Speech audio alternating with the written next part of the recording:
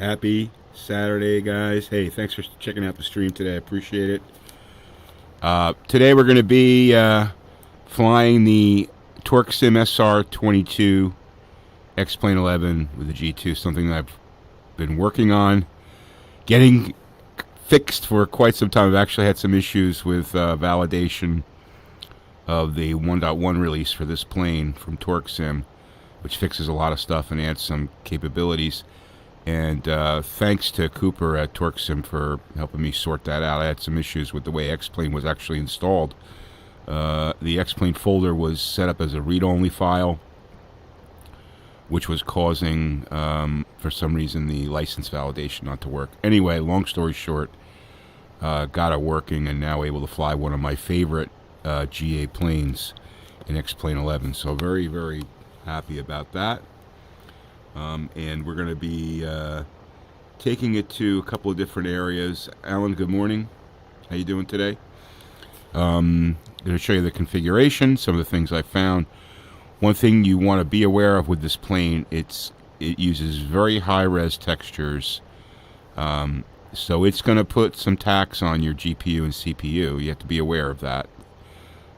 It's designed amazingly, and it looks amazing in VR and in 2D, and when you have that type of detail, you need the resources to support it. And you'll see that we tax VRAM with this plane, we tax the CPU with this plane, and I had to dial things back a little bit to be able to use it properly. And in some areas, at least with my configuration, I overutilize the CPU, and I really have to dial it back quite a bit to be able to fly it. But today we're in Las Vegas. I've got it pretty much configured so that this will be a smooth experience. I haven't tested it while running OBS, which is what I've used for streaming, so hopefully that'll be okay, but it should be. OBS only adds about 4 or 5% CPU, so. And I'll show you all the settings so you have an idea. But first I want to talk about the plane.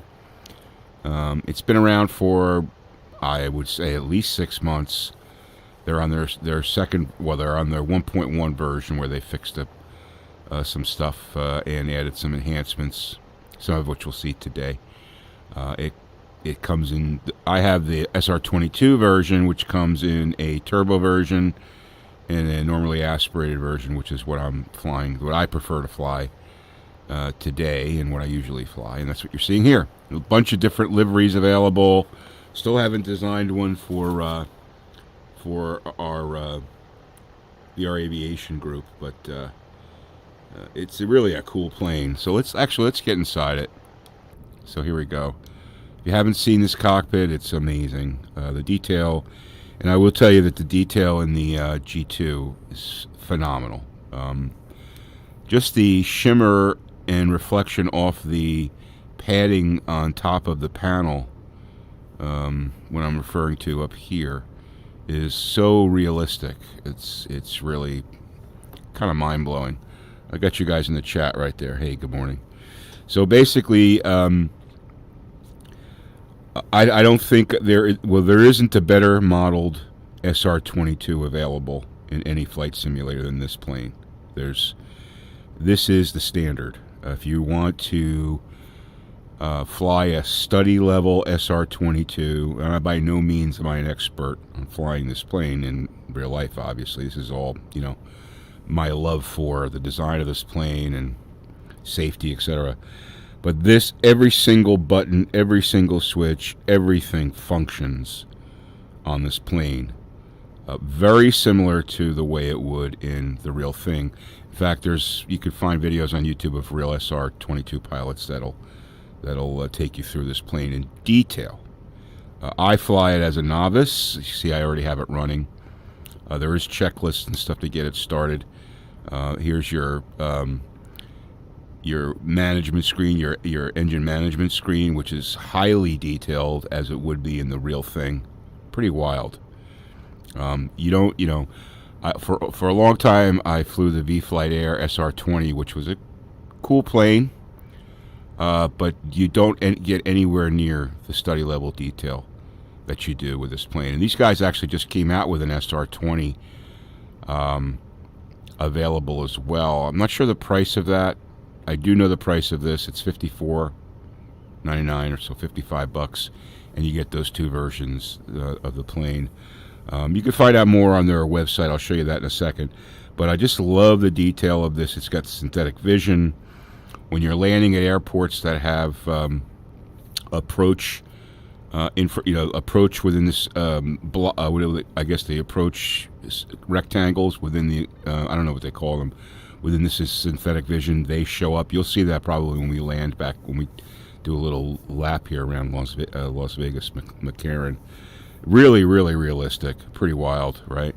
And I'll tell you again, in the in the G2, the visuals are phenomenal. When you look at these gauges, they look like the real thing. You can see I'm getting a few stutters there. That's really CPU. My GPU, I can show you here in a second. Actually, let me just show you. You can see here, GPU is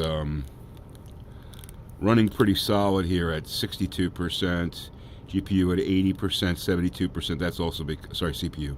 It's also because I'm taking 3% up for OBS and other stuff. So normally in the configuration I have it'll run about 60%.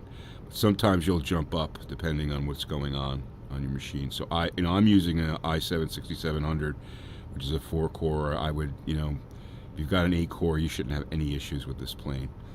But in any event, let's take a look at how I have things configured. So from a Windows mixed reality perspective, let's bring that up here.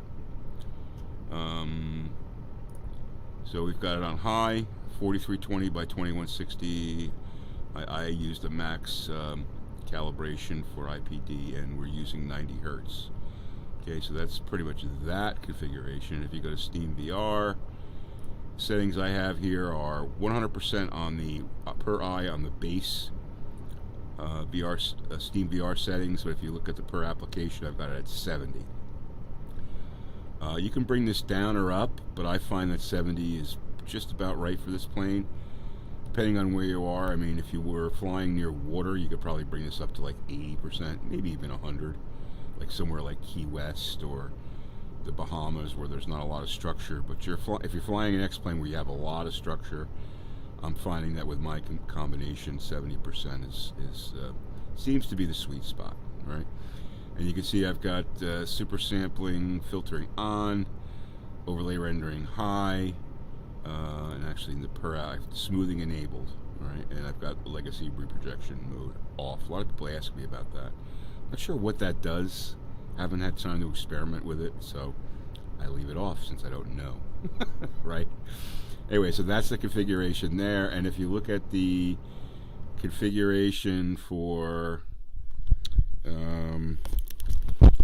X-plane graphics, we've got visual effects on high, texture quality maximum. I could lower that, put less text, more. This is more on the GPU, all the stuff over here.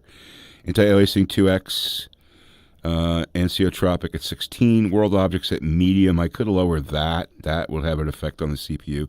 Reflection detail, minimal, and Vulkan, using Vulkan. All right, so that's basically, and also my visibility is set, I think, at about like 70 nautical miles. I probably could lower that a little bit. That might help things out, but I like to look out and see as far as I can. It's just my kind of thing. All right, so you see right now where the CPU is popping up there. So we may see some stuttering here. I hope not, because I can tell you right now with the same exact settings without streaming, this has been functioning very, very well. So what I'm going to do here, I'm just going to taxi out here. We'll take off, fly out into the desert, fly a little bit, fly back, and show you how it performs, and take it from there. So let's do that. Oh, one really cool feature of the new 1.1 of this plane is you've got this this range. So if you look at this graph right here, here's my plane. This shows me at my elevation what I've got to deal with in front of me as far as terrain. It's really a cool feature, right? Now, so not only do you get the topology view, but you get like this virtual view of what's ahead of you. Pretty wild. All right, let's see what we got here. If you have any questions, please let me know.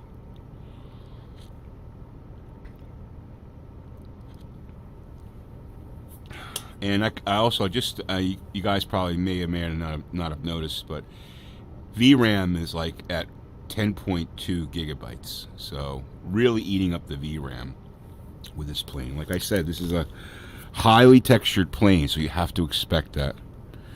All right, so brakes are off. We're going to taxi now.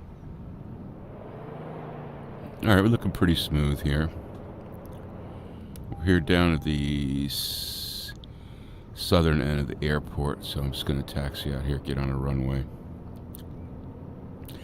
Now, the visuals that you're seeing are Windows Mixed Reality Preview. That's what I use for my full screen. There's also an option to use a Steam VR mirror, but that just is like, it uses less utilization, but it's super choppy, and this is just much better. So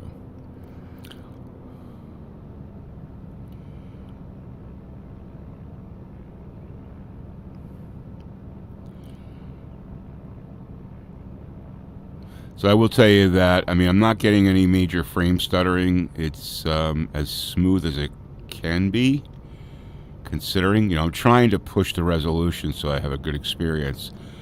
I mean, you could see like the tar cracks in the tarmac. You know what I mean? It's pretty cool. All right, so we're gonna go over here.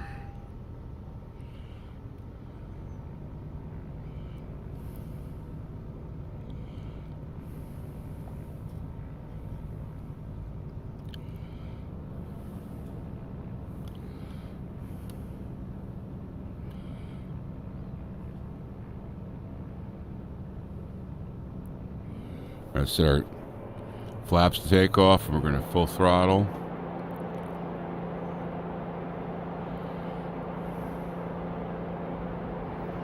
It's a cool experience. Rotate.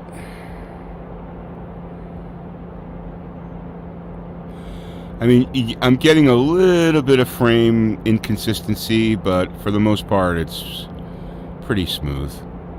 Again, high-res plane. You have to take that into consideration. You know, your X-Plane 11, there's a lot of factors that go into performance in VR, right? Especially when you have a high-resolution headset like the G2, you know. Omni, how you doing? Good morning to you. Actually, let me move this over here so I can see what you guys are saying. So when you have a high-resolution headset like the G2, you have to take a couple things into consideration with the X-Plane 11. So first is the plane, right? Some planes are higher res than others. This plane is super, super, super high res, okay? So you're going to eat up a lot of cycles, a lot of resources in the GPU, CPU. You got an email that your G2 should be delivered on Monday. That's awesome, Omni. Congratulations. You're going to love it. There's some great things about it. There's some cons about it. Maybe we'll talk about that a little bit. I was expecting them, but I think the pros outweigh the cons, especially for flight simulation. In any event, so things to consider when configuring G2 with X-Plane 11. The plane and its resolution requirements. The GPU you have, the CPU you have, how much VRAM you have, how much RAM you have. The more the better in both. Running X-Plane 11 on a 4 gigabyte VRAM GPU is probably not going to be a fantastic experience. Okay, 1080 Ti is 11 gigabytes of VRAM. I would say that if I was going to upgrade, I would want to go to probably a 3080 because you got 10 gigabytes VRAM. 3070 is going to give you, I think it's 8. I would question whether or not that's going to be enough VRAM. So VRAM's important. As I mentioned, CPU, GPU. Then we get into settings. So your resolution. So start with the VR setting. The X-Plane 11 settings. Higher the settings, the more tax you're going to put on it. Texture quality, visuals, anti-aliasing, all going to have a major effect on your utilization of your GPU, CPU. More GPU. World objects and reflections going to be more CPU. So when you look at that X-Plane 11 graphics setting, the things on the left are more GPU related, and the things on the right are more CPU related. Even though they both cross over, it's not completely perfectly separated, but they sort of lean one way or the other. So you have to take these things, all these things into consideration. And then I said RAM. So you got 32 gig of RAM, you're going to be in great shape, because I've never seen X-Plane use more than 16 gig. But it pushes 16 gig. So you only have 16 gig. You're probably, you know, with your OS and all that stuff, you're probably going to have some, you know, not going to have the best experience. So 32 gig is probably the recommended, I would say, for X-Plane 11. The other thing is types of disk drives. SSDs are going to give you a better experience. Obviously, if you're using things like Ortho 4XP, you know, not many people can afford a multi-terabyte SSD drive, like, you know, 5-6 terabytes. So a fast hard drive for that, like I use a WD Black 6 terabyte hard drive for all the Ortho, but all the X-Plane plugins and software are running on an SSD separate from the SSD that I'm using for my operating system and VR headset. So you've got, you know, multiple read writes. You know, you don't have one disk drive doing all the read and writing. You're sort of like segmenting that out. Pretty cool visuals there of the airport. Pretty smooth. We'll fly onto the desert. So you're running i7 8700. Okay, that's a 4-core or 6-core. RTX 2080 and 32 gigs of RAM. You should be fine. Isn't the 2080 10 gigabytes of VRAM, I think? So you should be fine with that. With X-Plane. The 8700 is definitely going to be better than 6700, which is what I'm running. So with X-Plane, it's about cores, right? So if you have a multiple, you know, more than if you have more than 4 cores, the more cores you have, the better. Yeah, if any flight simulator, 32 gig is really where you want to be. So again, when configuring, actually I had this question this morning on a video comment, and those are the things that I mentioned before that you really need to consider for X-Plane 11. Even for, you know, for Microsoft Flight Simulator, it's the same thing, right? Although their planes are, I'm not sure about the consistency of graphic requirement for the actual plane textures and stuff, right? Probably pretty consistent. In X-Plane 11, it's inconsistent, right? So you've got this plane that requires really high textures, and you've got the stock 172, which, you know, would probably in this environment run in the same configuration, you know, maybe 10 frames per second faster, and with, you know, much faster frame time, which, as we all know, frame time is one of the most important things in flight simulation because it gives you that smoothness and frame consistency. So those are some of the factors to consider. I dial this in. I'm using Ortho 4XP. I dialed this plane in. It's definitely, in the planes that I fly, it's the one that is the most taxing on resources. So any other plane that I'm using, like the Aerobasque DA62, the PC-12 from Carenado, those are planes I fly a lot. They shouldn't have a hard time. They should be fine in that configuration, and I can actually up the resolution on the G2 for the X-Plane application, right? To give it a little bit more resolution. But this is, you know, compared to what I'm used to with the CV1, this is outstanding. Just outstanding. You see, we just got a little bit of stuttering there because the CPU is just got a, let me look at that. Yep, CPU just got a hit and went to 100%. So those are the things that, you know, some sort of instruction came in, the CPU got overtaxed, and it went from 70. Yeah, it's right now it's like averaging like 71%.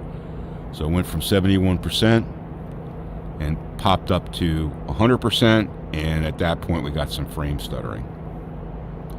That's because I'm running a 4-year-old CPU, right? So what I'm trying to do is give you guys some information to, you don't have to be overly technical, but it helps to understand how these things work together. Because I've seen so many comments of people that have HP Reverb G2s, they install them and they're unhappy with the results. And the thing is, you have to remember that in front of your eyes are two 2K displays, okay? 2K displays require a lot of GPU power, and you got two of them, right? So that's one thing. And then you've got X-Plane 11, and it's got all its permutations and calculations and mathematics to draw the scenery and you know, do the flight modeling, and it's a very complex piece of software, and it requires a lot of resource. You know, the art of it is to make it look simple to the user, but behind the scenes, you know, this thing is super complex. So we have to remember that when you're trying to dial in the right utilization. And that, you know, that's with Microsoft Flight Simulator. I get frustrated with Microsoft Flight Simulator, not because of performance of the, you know, of the frame rate or frame time. I really don't get frustrated with that at all. For me, it's more of the operational functions, the flight modeling, the way the planes operate, that kind of stuff, right? So it's, you know, it's important to have a realistic and a fairly good understanding of what your PC is being asked to do when you fly a flight simulator in VR, right? I tell you, this is pretty amazing. Like with the CV1, I could never look at those mountains out there just to my 12 o'clock and see the definition of the shadowing. That's pretty cool. Like they used to be just a blur, and now it looks like I'm looking at like on a kind of like a hazy day, and there's no noticeable screen door effect, which is really the cool thing. Take a look down there on the city of Las Vegas. I should say the Strip, right?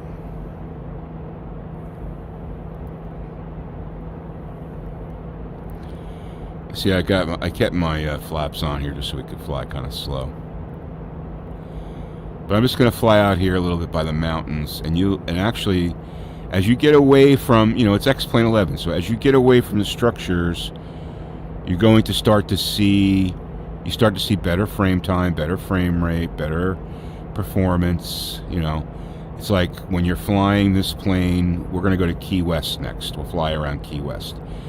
Key West is, you know, mostly surrounded by water. It's very easy for X-Plane 11 to draw water, so it's going to be a much smoother experience than you would if I was to hang a left here and fly right down the strip with this plane. We would probably see frame stuttering because of all those calculations. Eric, how you doing? Thanks for joining. I think the 172 and the 152 have great fly modeling in MFS. Okay, that's fine. Probably the easiest ones to model.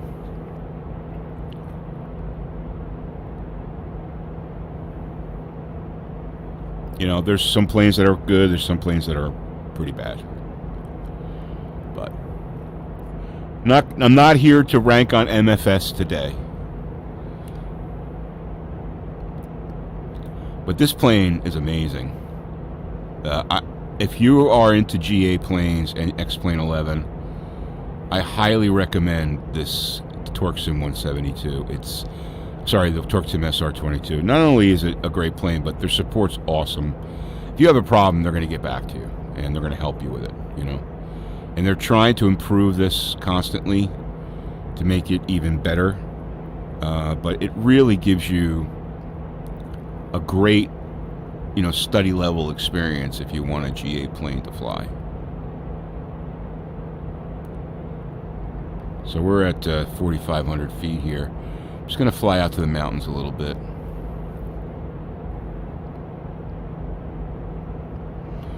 Try to keep my head still because people always say, why is the VR stream, why is your head always shaking? Why is the visuals always shaking? It's because I'm moving my head around to look at stuff, because with VR there's a sweet spot in the headset, and you point your headset at the sweet spot and things are super crisp. If you sort of look to the left or the right, you're out of that sweet spot and things look a little bit, you know, little blurrier. So now I can tell you, as we get close to those mountains, the clarity is really starting to come together.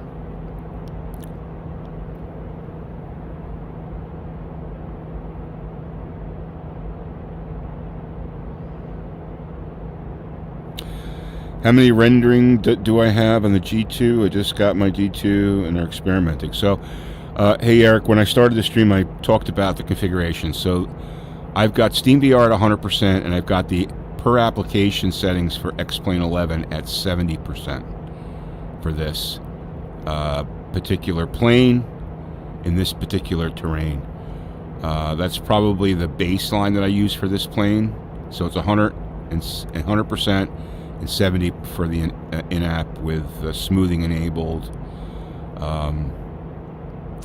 Yeah, so that's how I have that configured. I recommend for any plane, I would always have SteamVR, the baseline per eye setting at 100%, and then play with the per application setting. I tell you, the details of those ridges down there are just incredible.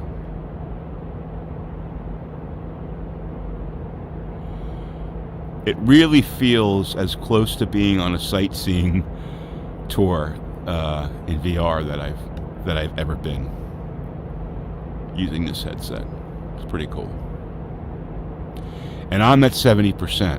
When you go to 100%, it's even more defined. Alright, so we're going to land here, and then I'm going to head over to Key West. Just want to show you what things are like there. Yeah, next week's going to be the week, right? The 22nd, we should get that update. It's going to be interesting to see how that goes.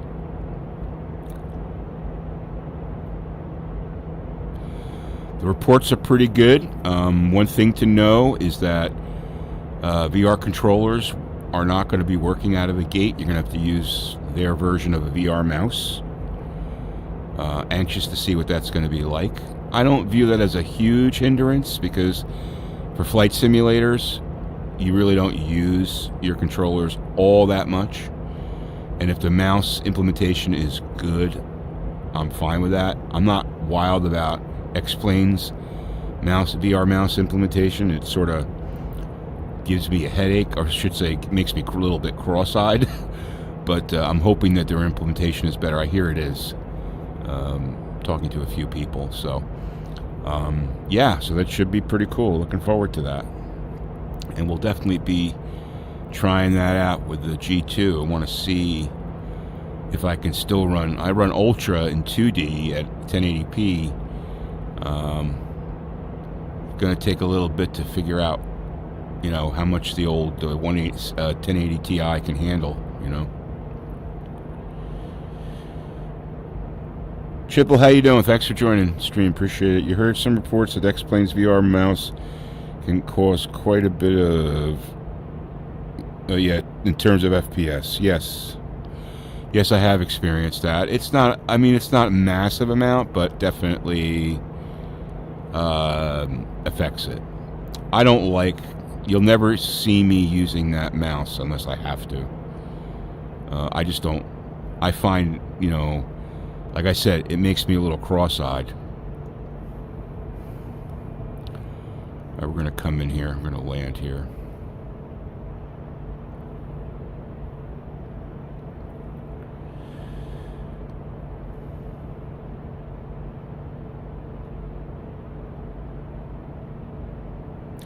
Yeah, I use the right controller as well, Eric. That's what I have used since, you know, with Oculus and the touch controllers. The issue with the G2 is that Laminar really hasn't mapped everything for the G2's controller yet. I hear that they're working on that. You get the base mixed Windows Mixed Reality controller when you look at the joystick configuration. So they need to fix it so you can pull the menu up and teleport and all that stuff while you're in the cockpit. But there's ways around it. But yeah, I use that controller too, the right controller. You know, I will tell you, you know, I've had the G2 for, I guess, about 3 weeks now, maybe. 3 weeks? Probably. At least 2, probably 3. The things I really love about it, and there's things I don't like about it. Everything in the headset, for the most part, I really like about it. I think the sweet spot could have been bigger, but aside from that, and the clip breaking, the cable clip on the back of the headset breaking, which I have a fix for that. I used a piece of Velcro tie wrap, which actually will work better. Aside from that, I'm pretty happy with the headset. I think it's reasonably solidly made, and the visuals can be incredible in the right situation. That's for sure. All right, let me just, before I tell you my cons, let me go to flight configuration, and I want to take this to. So now, this is one thing I don't like. The controller goes to sleep, and when you pick it up, you got to press a button to wake it up. I don't like that.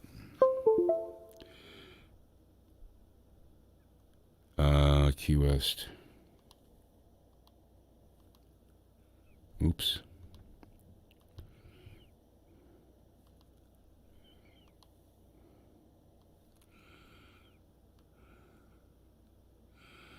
All right, so we'll just go to GA parking there.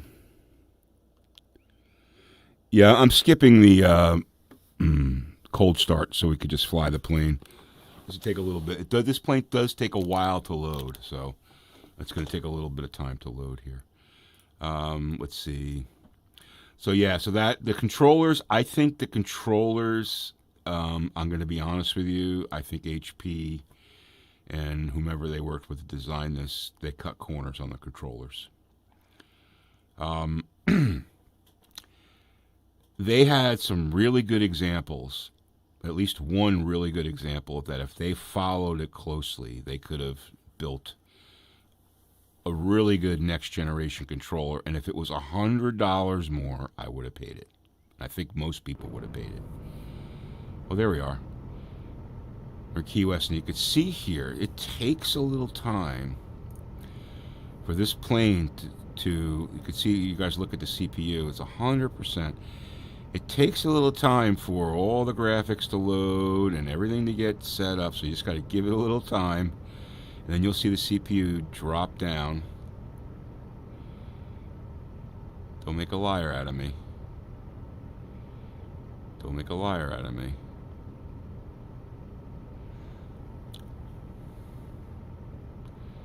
It'll drop down to like 60-70%. There you go. See, it's now 67%. So it's doing all these computations to build all the scenery and everything out. And now we got GPU at 80 and CPU at 70.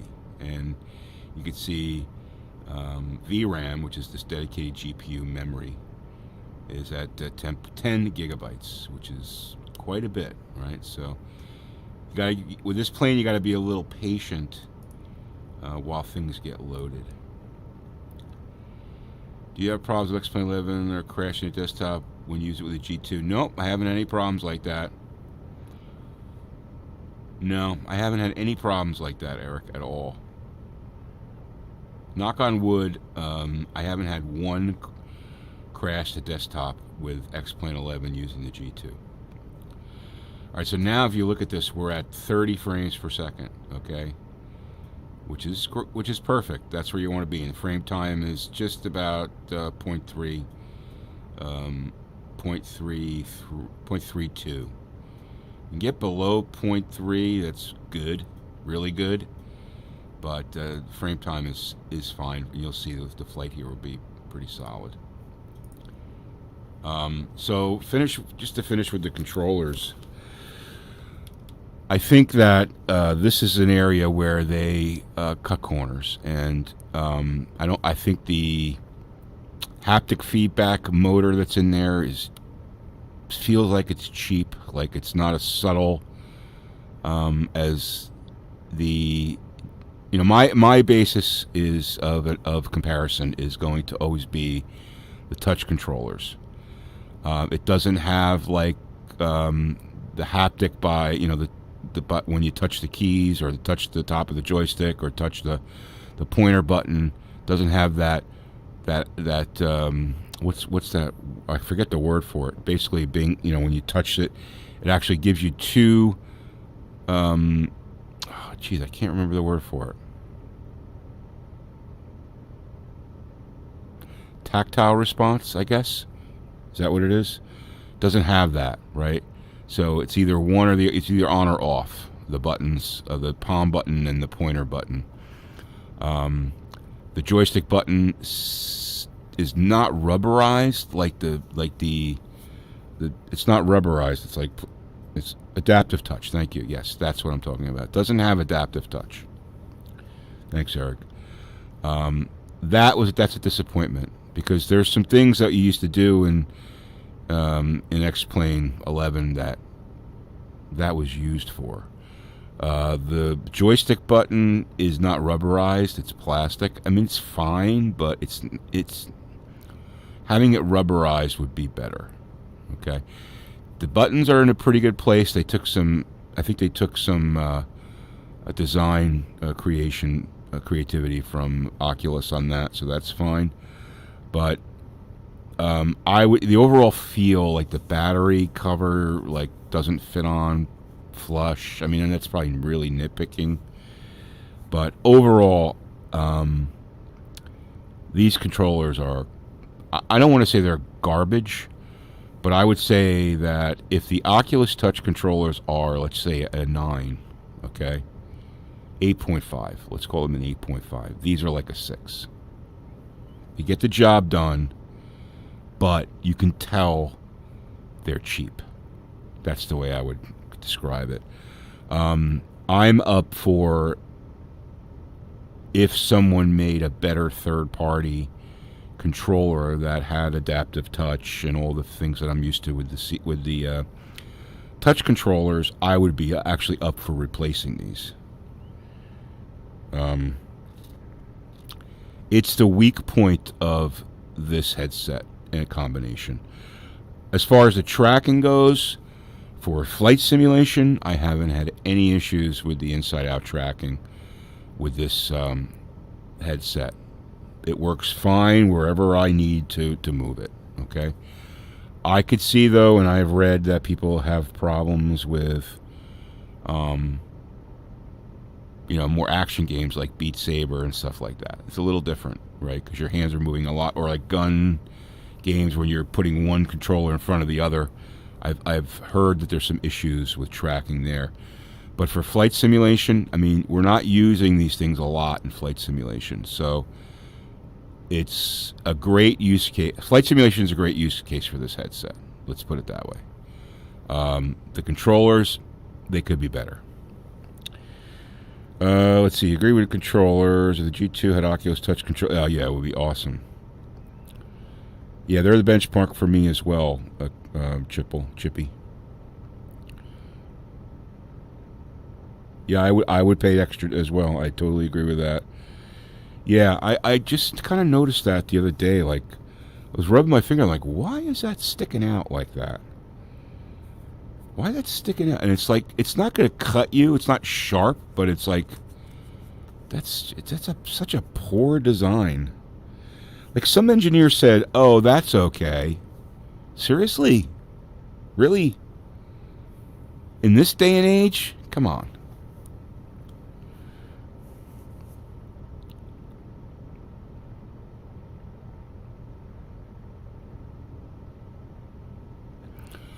But, yeah, I would say it's pretty poor. That's the weak link, for sure.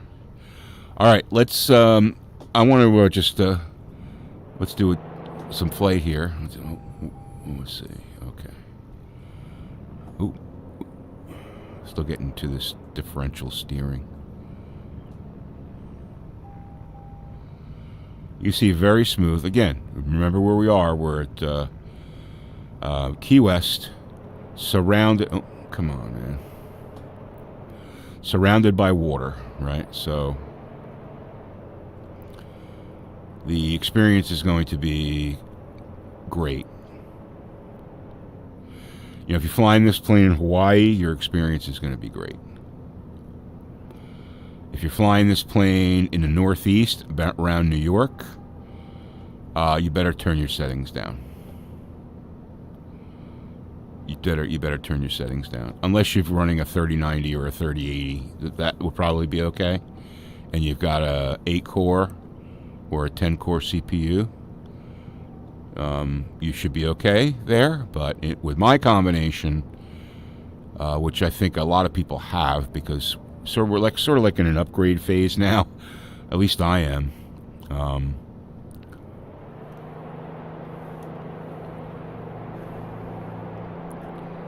The sound is awesome on this plane too.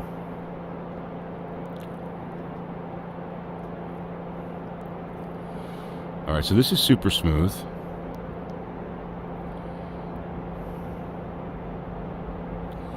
Alright, we'll rotate.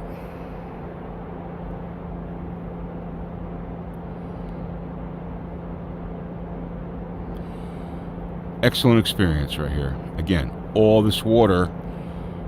You know, we're getting frame rates of over 30, so that's, you know, if you're over 30 and your frame time is, we're below 0.03, you're going to have a cool experience.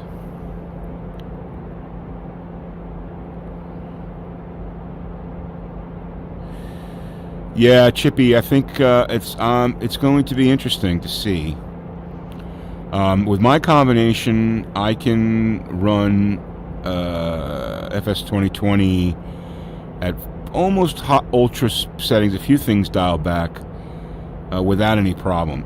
Some frame stuttering, but for the most part it's pretty smooth, and that's pretty consistent. I would guess that with the G2, I'm probably going to, well, I don't know.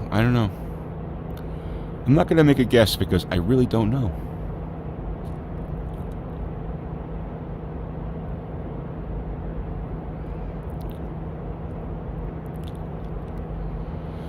I'm going to switch my tanks here, so all I got to do is go like this, turn my wrist, I just switched my tank.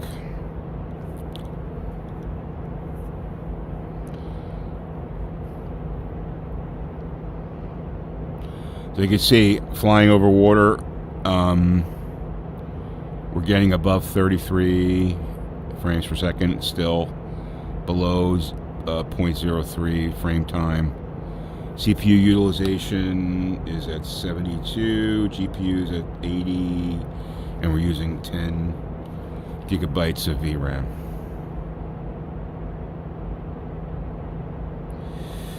Yeah, I would, if you can upgrade to 32, I would do it. Memory's not that expensive. It's going to give you a better experience. I mean, if you're waiting to a new build into summer, okay, hold off. But I would say that if your system can handle 32 gig, buy it used. You know, buy 2 sticks used, or I don't know what your configuration you have right now, but yeah, I mean, I would definitely just add memory. That's an amazing visual. Never had that kind of visual with a CV1. That's just an amazing visual of that airport. Wow, that looks so cool.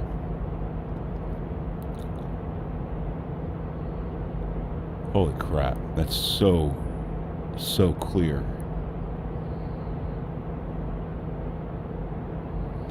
In that sweet spot, you move your head, that sweet spot is just phenomenal.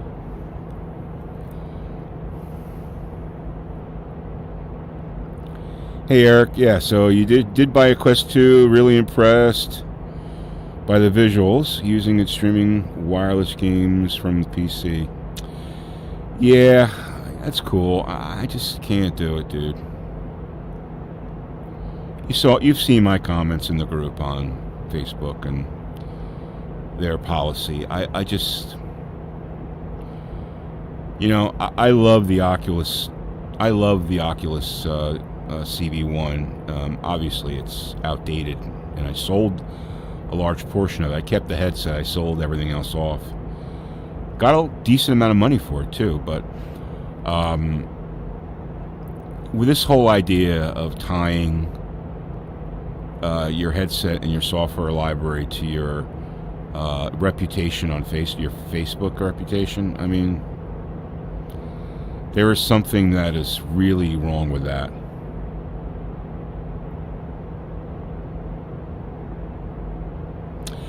A lot of people say that it's very front heavy, that it's not balanced well, and a lot of people, I guess I read that that elite strap that's $50 is having some issues.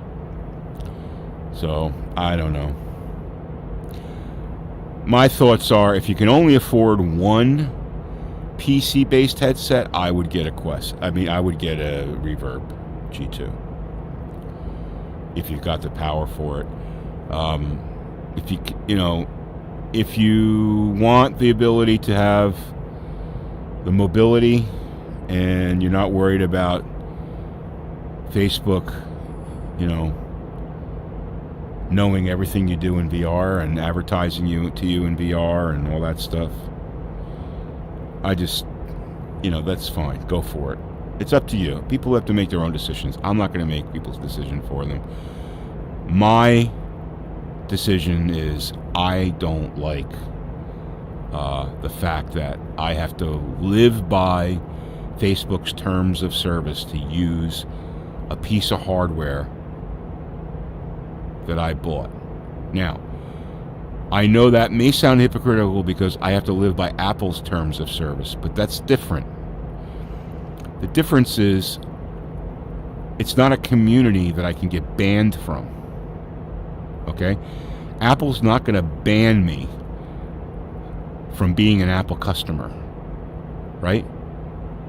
The only way they would do that is if I break their code and do something completely illegal.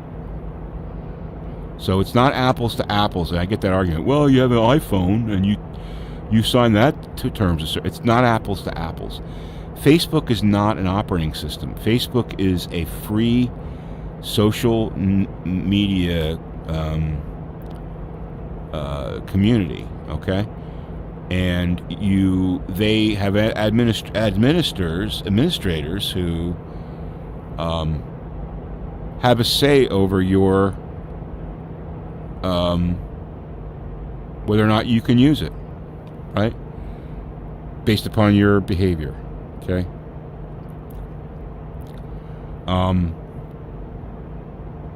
For you to tie a piece of hardware that you spend $500 on, because by the time you get done with the Quest 2, if you buy the 256 version, you're spending $540 when you buy the strap, the cable, and the Quest 2 for the 256 version. You're spending $500, okay? $540, I think it is.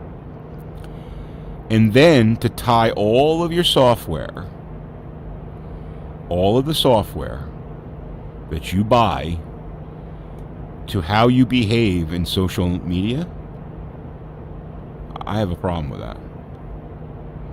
Not that I would behave badly, but if I post something, we all know that Facebook is famous for banning people for posting things that, you know, may not be controversial, or someone reports somebody else and then, you know, being temporarily suspended because they got reported for something they didn't do, and now you're in.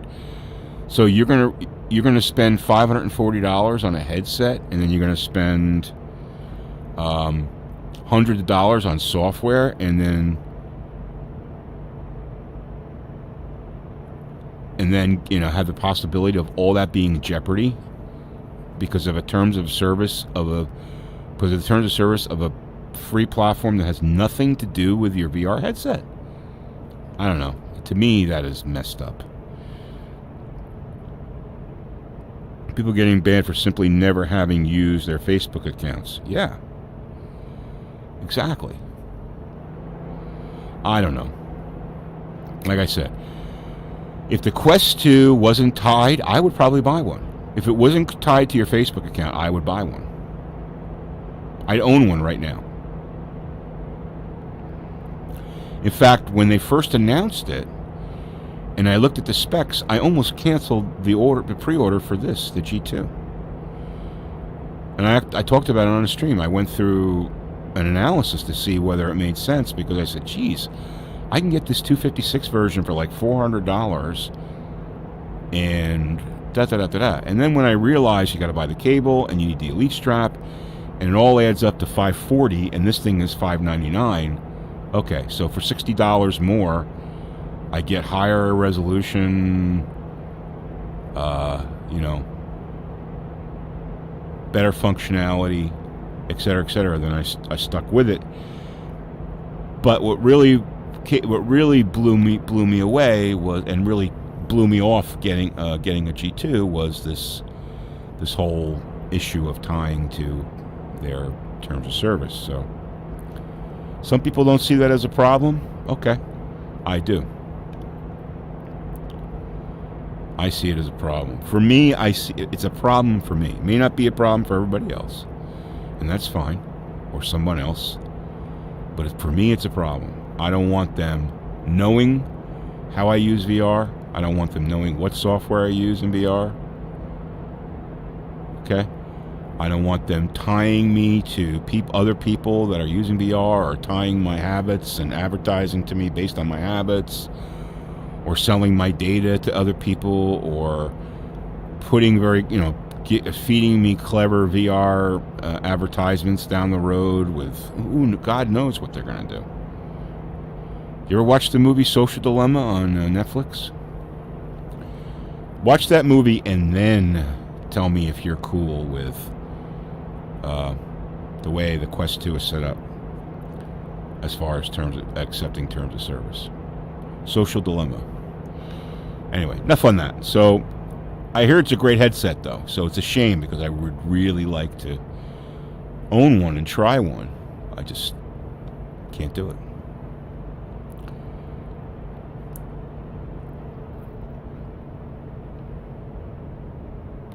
All right, we're going to bring this baby in. Ooh, this is so stunning.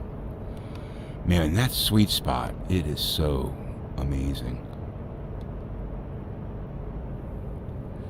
Flaps are full, trimming it out.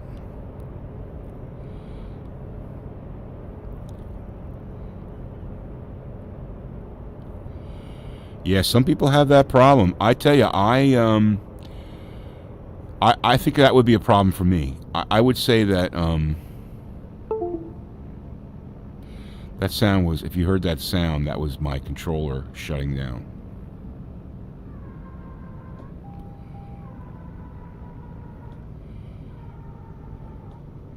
Now, these brakes will heat up in this plane.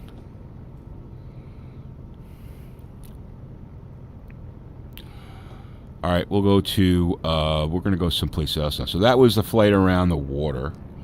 So it would be the same in Jamaica and St. Martin, those kind of places. It would be the same kind of thing. So let's get off the runway here.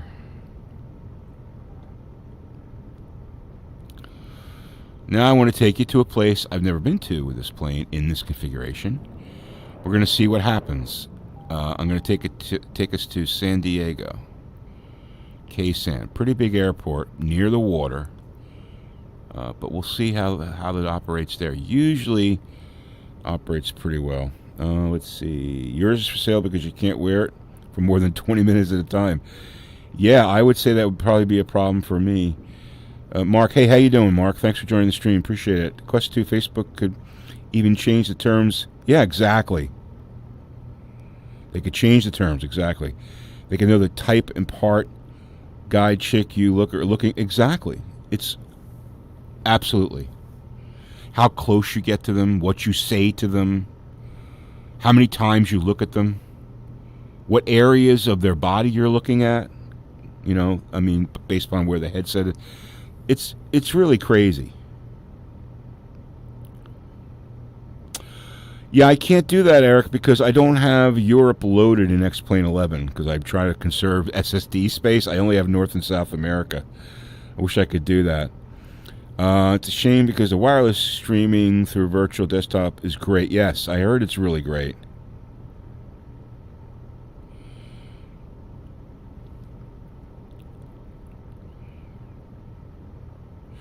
How are the dials on the G1000? They're pretty good. I mean, you know, basically... Here, I gotta wake up my controller, so I gotta press the button. Okay, wake up controller. There it is. Boom. Okay. Just grabbing that and, you know, turning it. I get the haptic feedback. It's cool. All the buttons, every single button works on this console. Every single button works. So I want to bring up flight plan. Boom, there's the flight plan. I can go over here and bring up the flight plan here if I want to see that. Everything works. It works. They work phenomenal.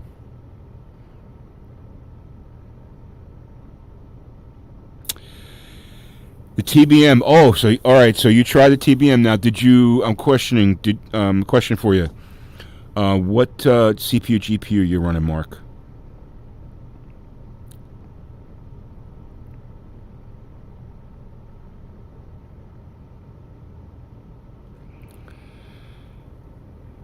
Now, sometimes it's the designer.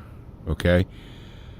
I will tell you that TorqueSim has spent a lot of time while I'm waiting here. Let me change my flight configuration here. Hold on. Flight configuration. We're going to go to K-San.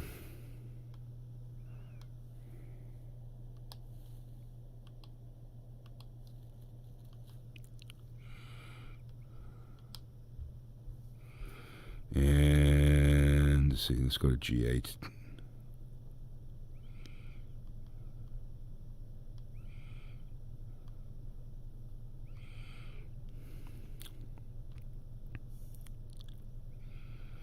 All right. That'll take a few minutes to load. Although Key West, for sure, went... well, if you have a 10-core CPU, that's good. That's good. That's good. So what settings are you using in SteamVR and as far as resolution, and what are you using in X-Plane 11 in the per application setting? What I'm referring to is this right here. So if you look at my screen now, I've got per eye resolution at 100. Okay, and if I go to per application under X-Plane, I've got it at 70%. Curious. Okay, so I would recommend dialing this number back. Dial it back to 50%. Okay, that you're seeing here. This X-Plane per application. Dial this back to 50%. Make sure you've got video smoothing enabled, and try it there. Okay, and you may have to. if you're getting stuttering, look at your CPU. Look at and see if it's CPU or GPU. Look at the performance. Yes, lower this. Get this down to, try it at 50, and you may be able to sneak it up higher. But try this. And you may have to lower your objects to, like, I have my objects in X-Plane 11 at medium, right in the middle. And that's going to be more CPU related, so you may have to play with those settings. Start at a low baseline and work your way up. That's what I had to do with this plane. With this plane, I started at 100, 100. It was jumping all over the place. I had to dial it back. No problem, dude.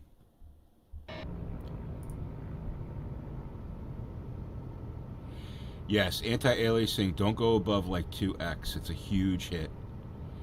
Now, I find in the G2, like, you have to have anti-aliasing on. I guess because of the LCD screens or whatever, you get like pretty major aliasing. So I've got it at 2x. All right, we're at San Diego now. I'm waiting to see what happens with this. And again, we got to get the CPU time to draw everything. Let's see what happens here. See if this goes down. So still at 100% CPU. Now we're starting to get better frame rates, and now the CPU's come down to like 68, 70. So we should be okay here. GPU is at 66. Make sure when you're looking at your GPU, you always select graphic 1. That's X-Plane, right? You have to do that. Otherwise, this is not an accurate. If you just look at this, it's not accurate. You got to look at graphic 1.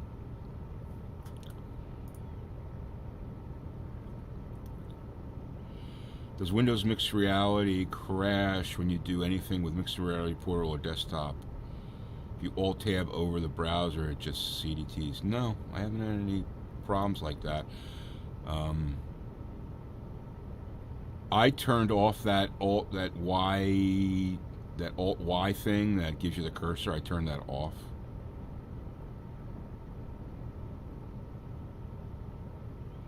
No, I don't get any crash to desktop at all. I have, knock on wood, I haven't had any issues with that whatsoever. So it looks like we're going to be okay here in San Diego. Let's give it a shot and see, man. When I say okay, that means I don't have to, for this particular plane, because it's so high res, right? I don't have to dial anything back.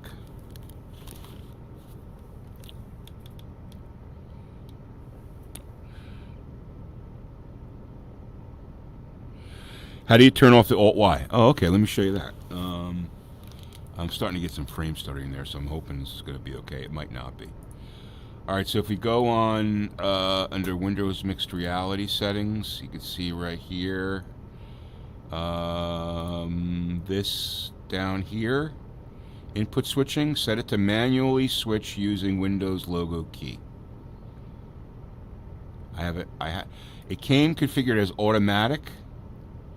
I changed it to manual, and then that thing never happens again. I just don't have to worry about it anymore.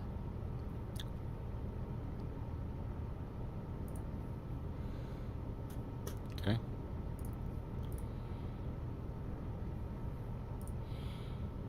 All right, so let's give this a shot here. I have a feeling that we're going to be, because I just saw CPU crank up to 100%. Now we're at 70% on both, around 70% on both.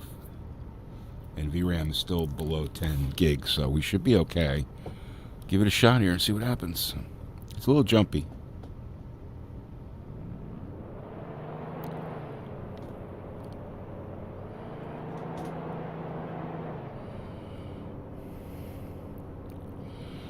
Yeah, there's a lot of drawing around here. It'll probably get better as we go out towards the ocean.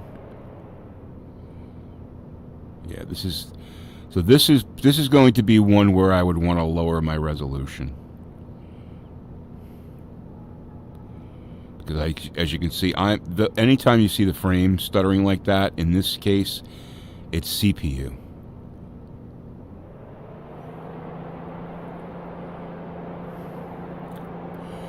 Now we're heading towards the ocean, so it'll probably get better because doesn't have to draw much.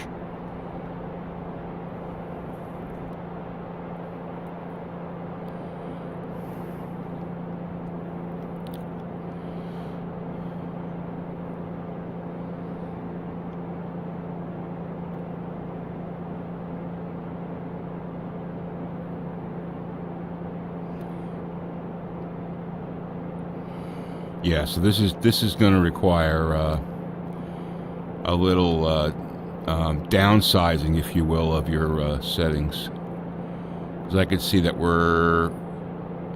that CPU is getting popped.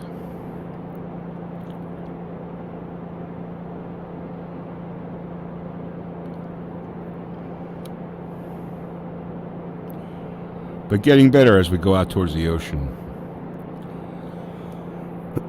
Pardon me.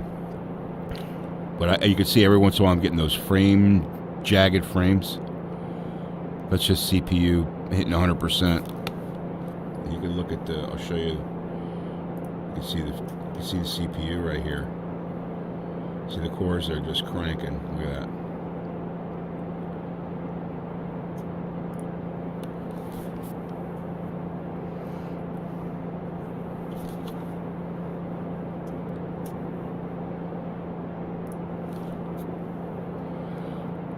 But this is getting a little bit better. CPU has kind of settled down a little bit, but it was. This is better. This is much better.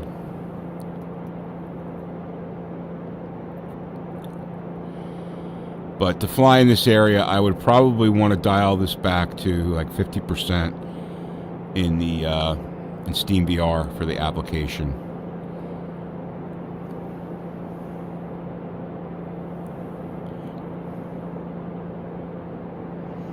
Unless I want to live with the stutters.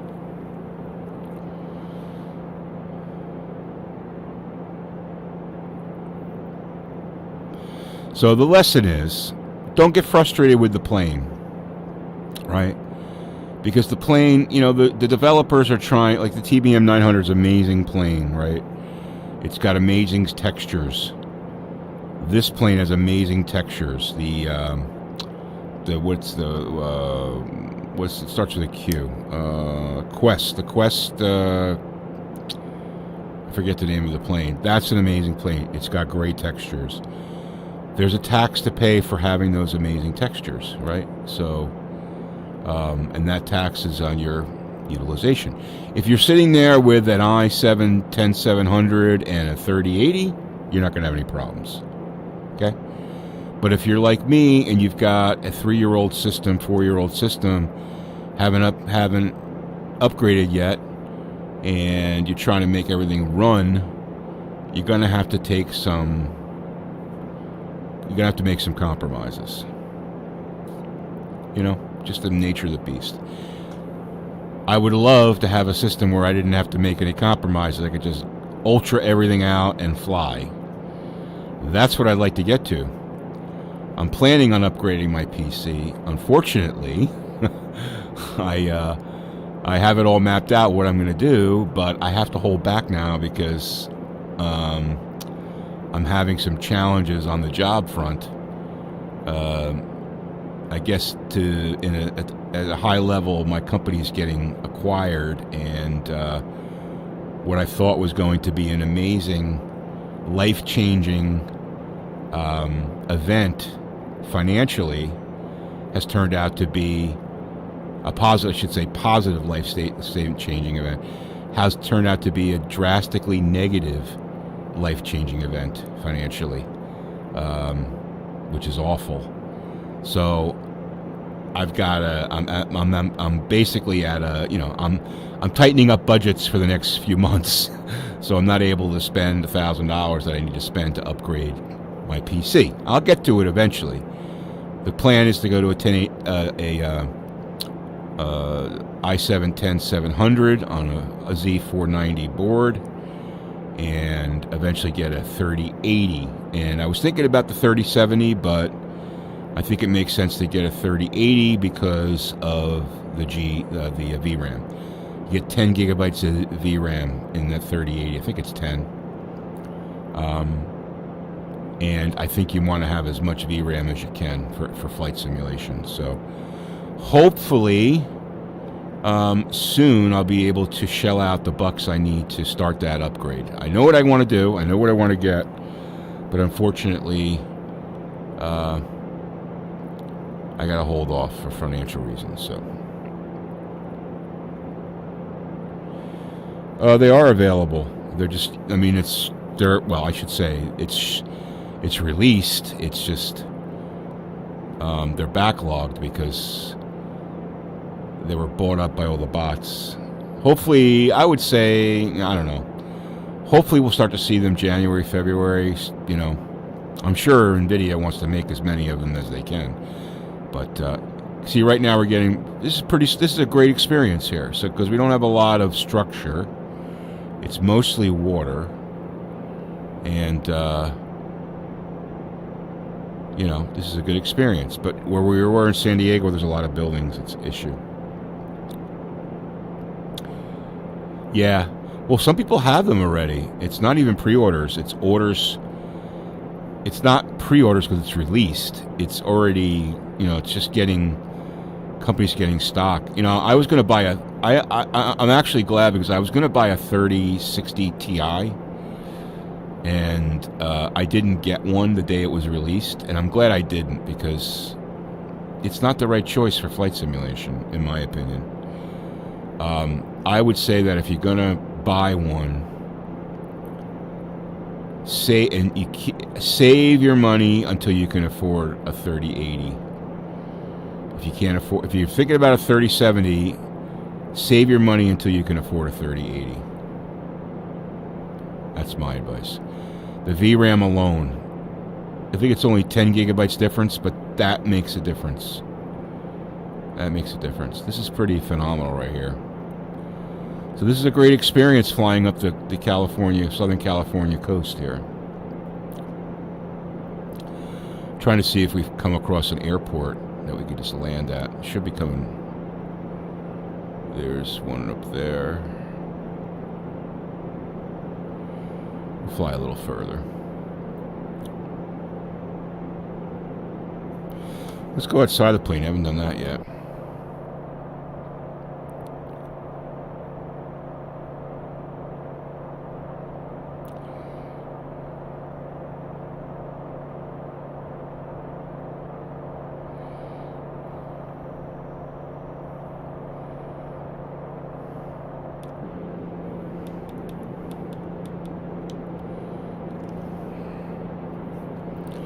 Yeah, it's the same thing here. They're out of stock everywhere. So, well, by the time I can afford to get one, then they'll hopefully be able to be in stock. But for me personally, I've got to upgrade my CPU first. I've got to go to a 8-core 10th generation CPU before I do anything, before I spend any money. I'd rather run the 1080 Ti with the newer CPU, and then eventually get the new GPU. That's my plan.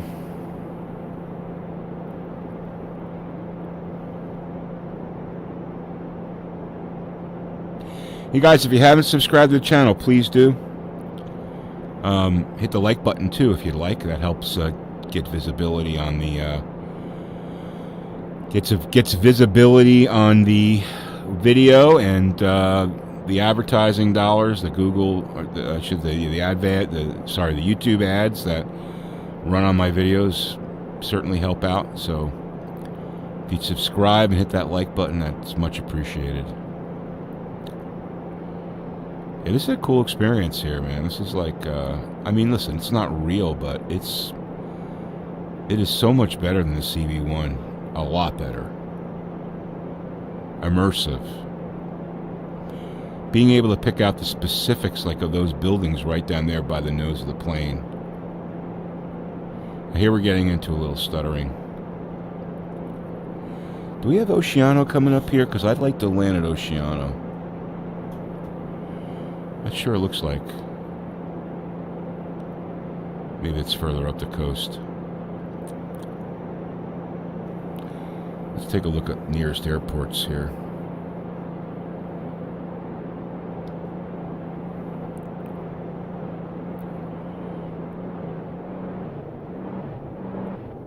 Whoa, whoa, whoa, whoa. What the hell's happening?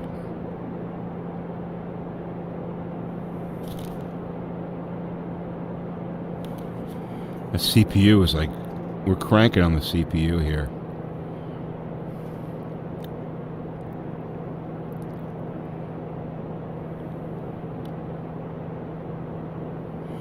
Yeah, so we're starting to get into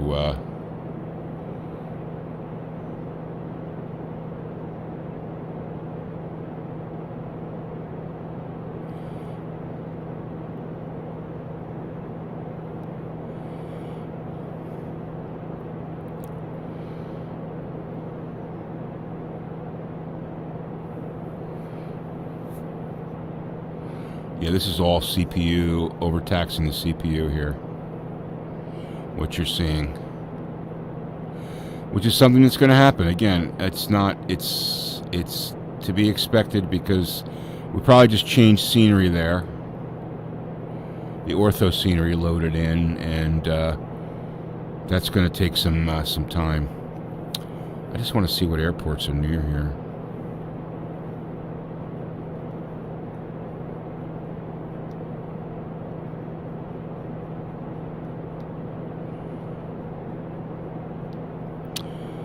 Alright, let's go to flight plan.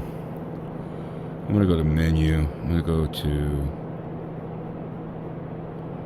delete flight plan. And I'm going to see if I can bring up L5.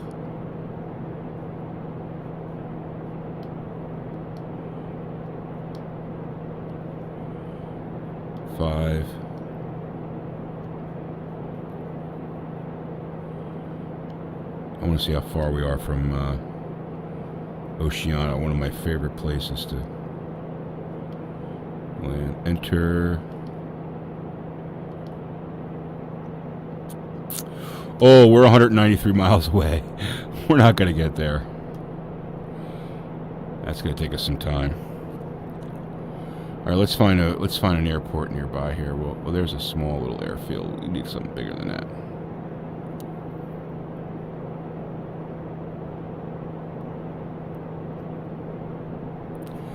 Just hand flying this whole time. I guess I could hit the level button. Let's go on, let's hit the heading. Let's hit level flight.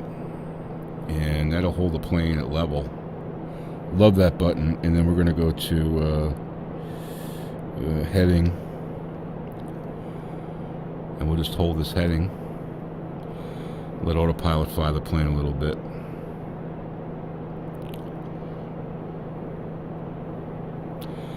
Everything functions as it would in the real SR22, which is awesome.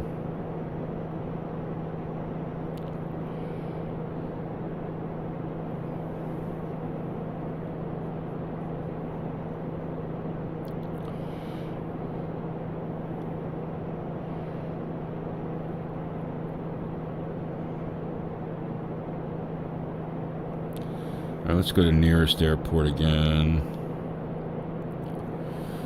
Let's see, what's close here? F70. Oh, we can go to F70. I love F70. Let's go there. Although we'll probably have to fly over some mountains. All right, let's go there.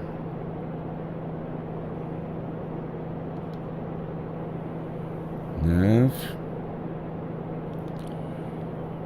And we're gonna head to French Valley. It's only 32 miles, 24 miles. Probably have to get up a little bit here. We'll head over to French Valley, see what that's like.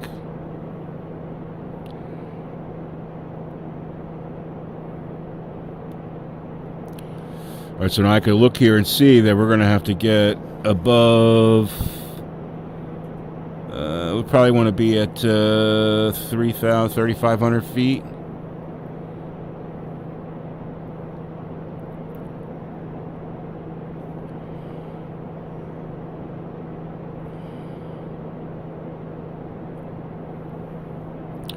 So let's check our altitude here. Let's go to Let's go to 4,000.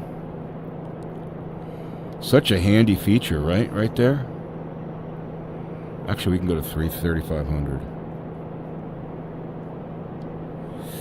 And we'll go vertical speed, and we're going to go up 500 feet per minute. So cool. I love this plane, man. Love this plane.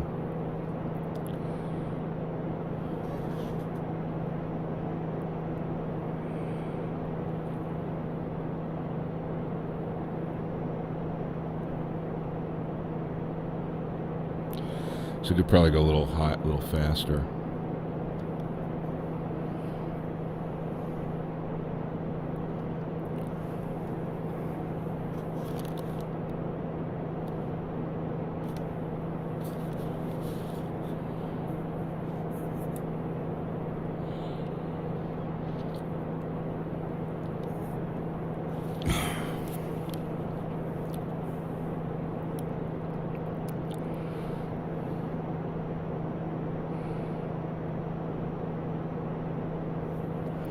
Or we can dial back the mixture so we can conserve our fuel down to 15 gallons per hour.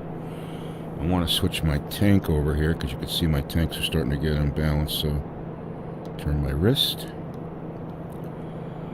Before that was very tricky. They fixed that in the 1.1 update. It was hard to just use the controller to change the tanks, but now it's pretty easy. 18 miles of French Valley. It'll be interesting to see what the frame rates are, frame time is, flying into French Valley, so be a good test. So far, this looks pretty smooth.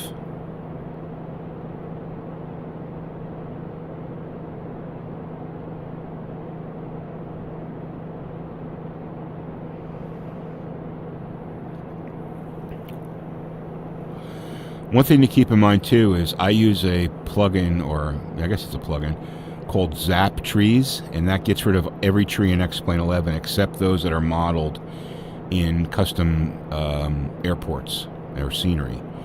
So you won't see any trees because, first of all, X-Plane trees are awful, and I believe they take up a lot of frame rate, and I don't miss them. So Zap Trees, in fact, I was complaining about it in a forum post on xplane.org, and someone actually created that Zap Trees for me. And I thanked them because to me it's so much easier than I saw improvement, especially flying in the Northeast once I got rid of trees. All right, so we're good elevation wise, and we've got 14 miles of French Valley.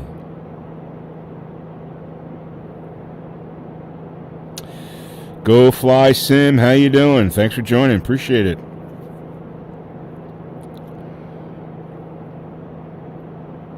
We're flying here in Southern California.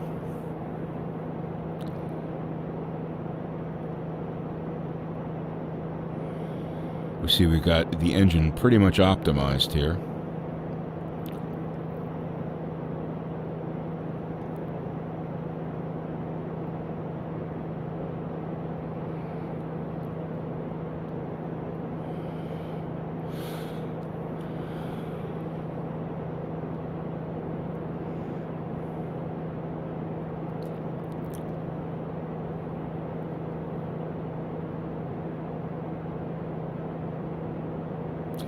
Yeah, this is nice and smooth. So what do we got here? Let's just look at frame rates and stuff.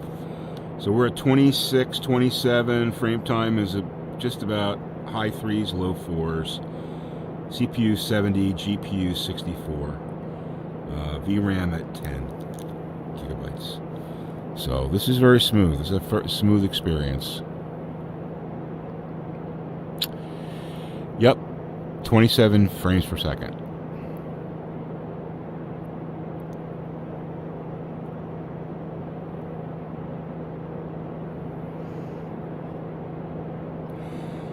FPS is not as important as frame time. Frame time is what gives you either gives you smooth experience or it gives you staggered experience. I'm using a 1080 Ti and I'm using a i7 6700 CPU.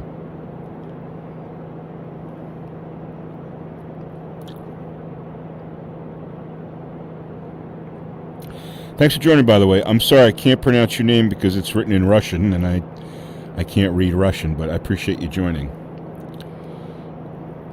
Alright, so we've got 8 miles. We should be able to pick up French Valley here. One of my favorite airports in California to fly into.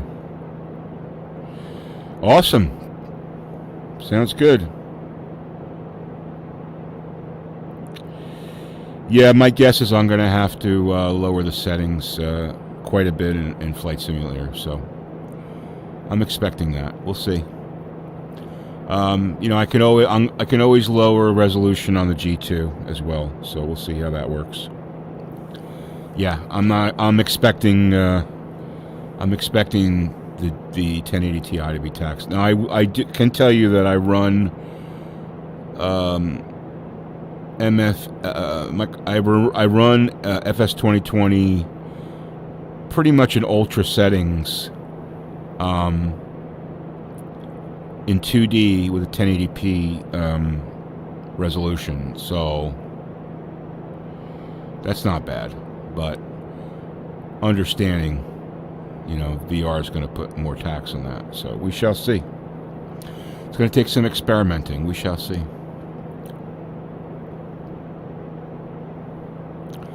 All right, where the hell's French Valley? There it is.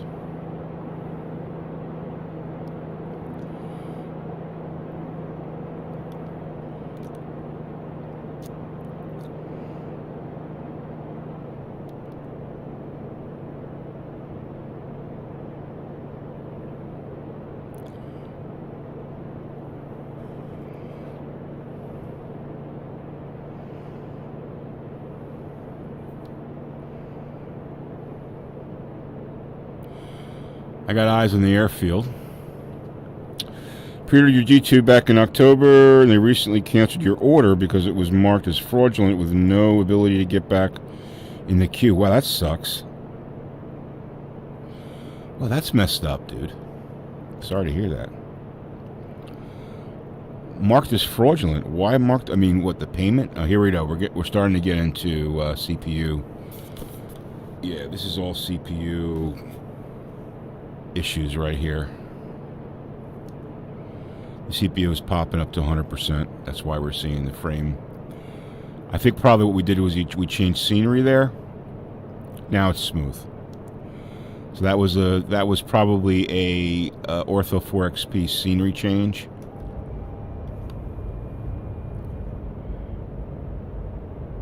This is probably as well.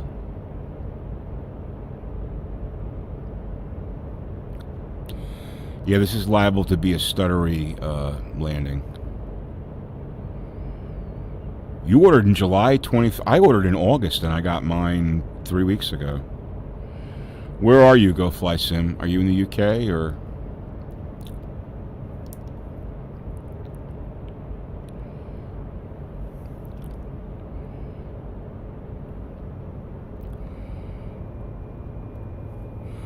We're full flaps now coming into French Valley.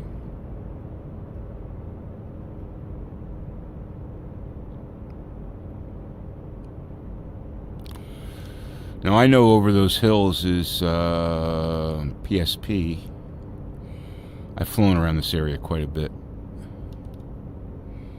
And Pilot Edge. But the one I wanted to try was go to Oceano because LS52 because I have Orbix installed there.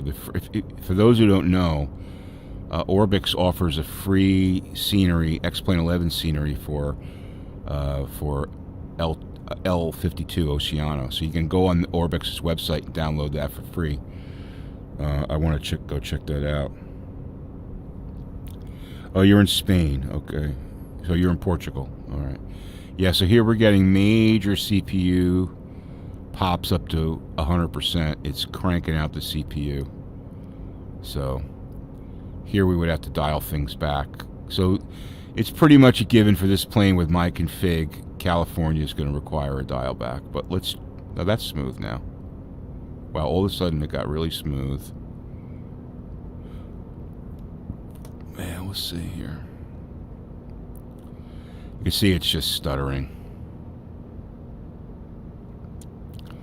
So California with my config is going to require a dial back. All right, we're on the ground.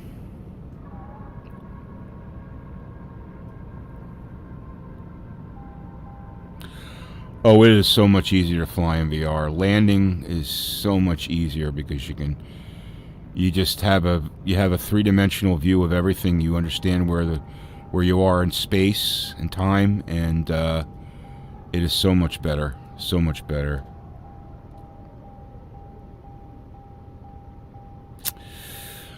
You know, in X-Plane 11, dude, I would say you can always take out the plug-in, but I would just get rid of the friggin' trees. The trees are awful anyway. Trees are terrible. All right, let's go to L. Oops. L. 5. Oop. 5. 2. Oceano. And we're going to go to transient parking. Beautiful.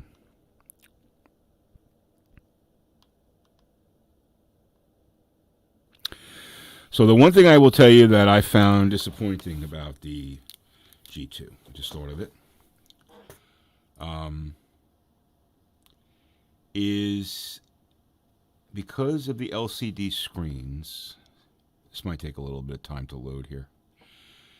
Because of the LCD screens, I find that night flying in X-Plane 11 is pretty bad. And when I say bad, it's like it doesn't do a good job of shades of gray and black and dark areas. So in unlit, so no, for example, if you are in the plane with your landing lights on the runway and you look where the landing light is flashing, is shining, it looks fine. But as soon as you look away, like to the left wing or the right wing where there isn't any light, it's as if there's like a gray fog in front of everything you see.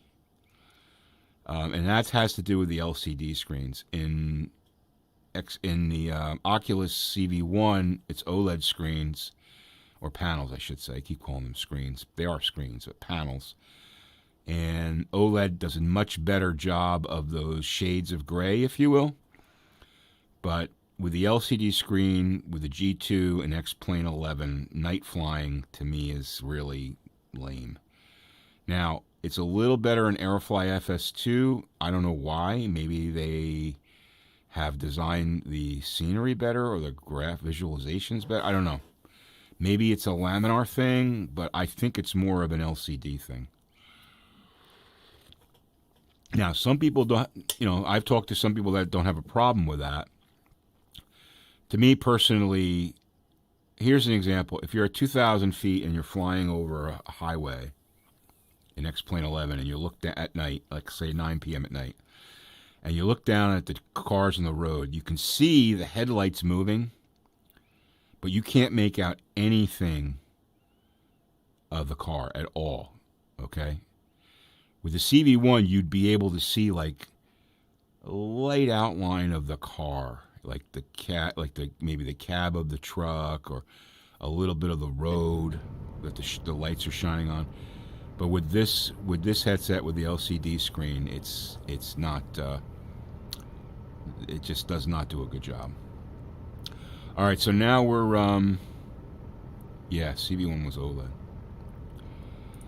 All right, so now we're at Oceano, and you can see CPU is at 90. So this is Orbic scenery around here. Okay, so we're in a little segment of Orbic scenery.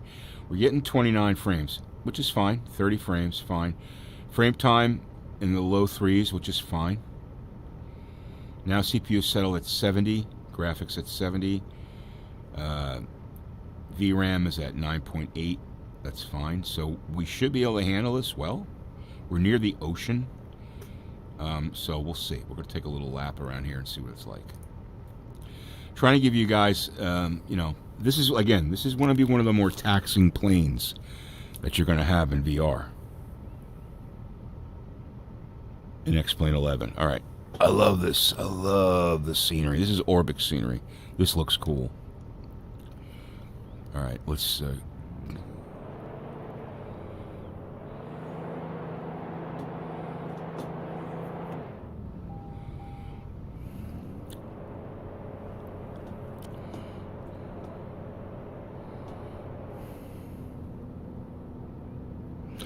right, this is the TorqueSim SR22.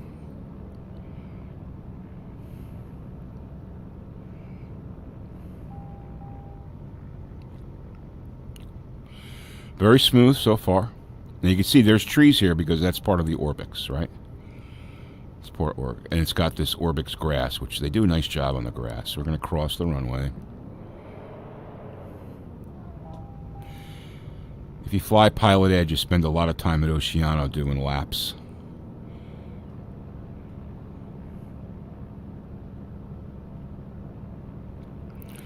So we'll just take out over the ocean, fly out a little bit, and then fly back. But so far, this experience is awesome. So like I said, it depends. In this plane, it's going to depend where you are because I guess you missed you missed the beginning. This plane is very, very high-res textures. So it requires a lot of CPU, GPU to build those textures.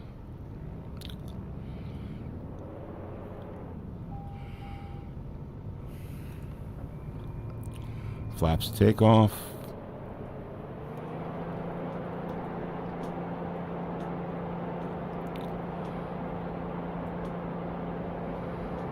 This is smooth. This is awesome. This is super, super nice. Rotate. Wow, that's good. That's awesome.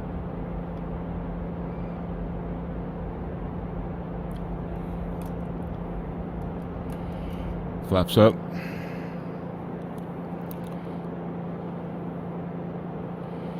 All right, so far this awesome. Awesome. Really good experience.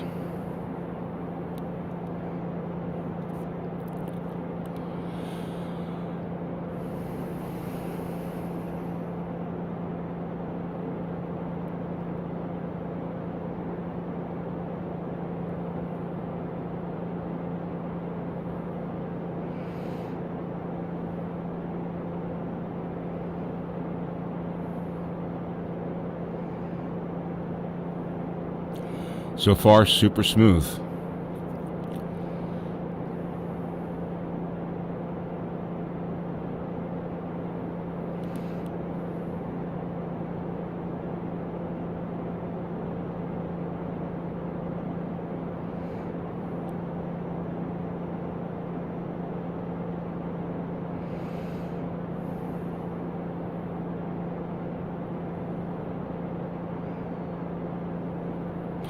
It's all going to be plane dependent. You're right.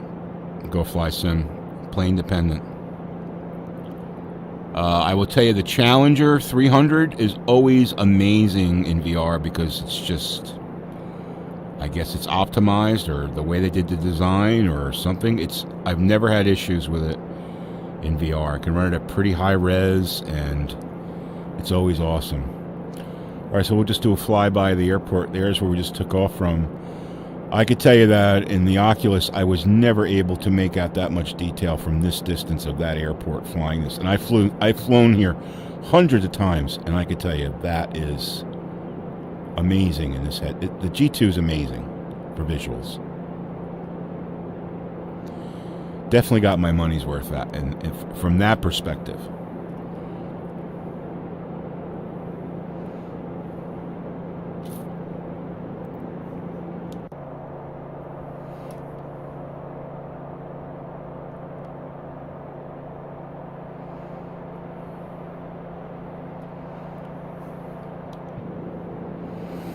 You know what? I can't go outside unless I do some level flights here. So let me go to set the heading bug. Let's go level heading. So it should hold her at 1,200 feet. And follow the heading bug. Get that yaw damper on.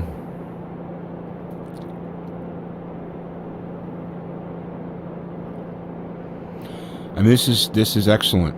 This is excellent experience. No frame stuttering. So again, it depends on where you fly, right? As it usually does in X-Plane and VR.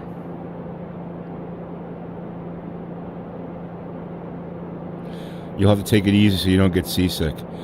Yeah. So here's the. So you're going to be new to VR, Go Fly Sim. If that's the case, what I will tell you, I guess maybe some of you guys watching here are going to be new to VR flight simming. So having done this for, been involved with VR for 4 years, I've been through maybe 5 years really. I've been through a lot of different, headsets and games and stuff, right? So I will tell you, let me just turn around here.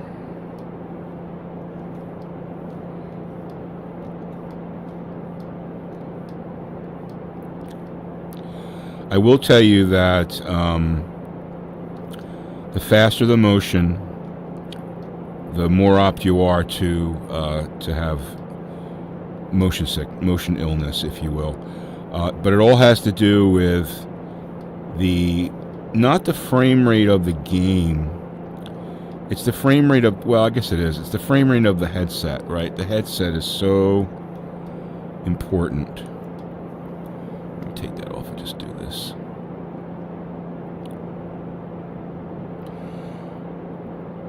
You got to be at 90 hertz, right? Headsets want 90 hertz.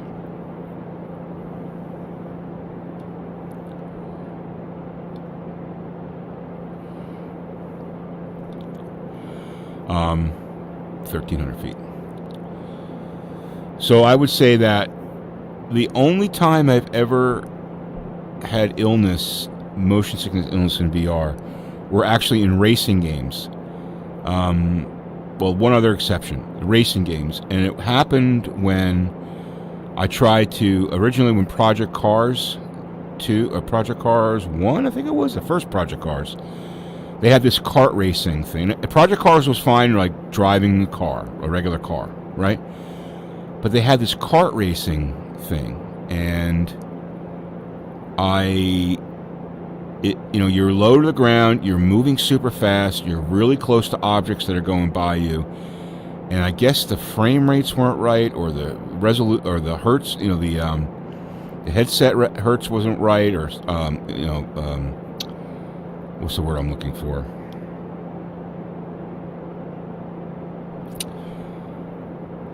It wasn't at 90 hertz, right? I can't remember, it escapes me. Anyway, and it just wasn't a good experience, and I got ill. And the other one was when I was playing this space game called Detached, where you're actually floating in space and you can move yourself in 6 degrees of motion. And for some reason, the frame rates in the headset weren't right on that, and they were like out of sync or something. This is before like Oculus AWS and all that. And I got sick on that one. I got ill feeling my stomach. But I will tell you that I have never once, ever had an ill feeling that I can remember in X-Plane 11 in VR. Not once.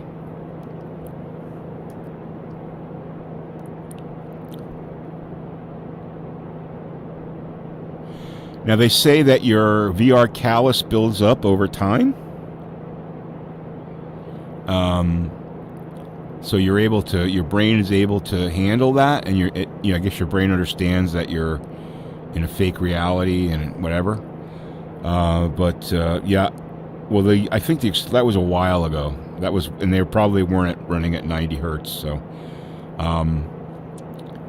there's a couple of tricks that have worked for some people. One is to get like a small fan and put it in front of you and have the fan blow air on you while you're in it. That seems to help people because it gives you the feeling of motion. I never had to do that. I bought these wrist straps that you put on your wrist that's supposed to help with a pressure point that causes nausea or something, or imbalance in your brain, equilibrium, and that didn't do anything. They were like $10. That was a waste of money. Try the fan. I would try the fan. All right, we're gonna do an official Oceano traffic. We are Cessna 3. We are Cirrus 328 Tango Delta. We're gonna approach on the left downwind for runway. I think it's 28. Runway 28. Full stop, Oceano. I can't remember. I think it's 28. We'll call it 28. First notch of flaps. We're a little below altitude here, so we want to be at 10,000 feet. And we'll make our Oceano traffic 328 Tango Delta, left downwind for runway 28, full stop, Oceano. It's 2 something. Maybe it's 24. What is it? I could see it's 29. I can actually read that almost. 29.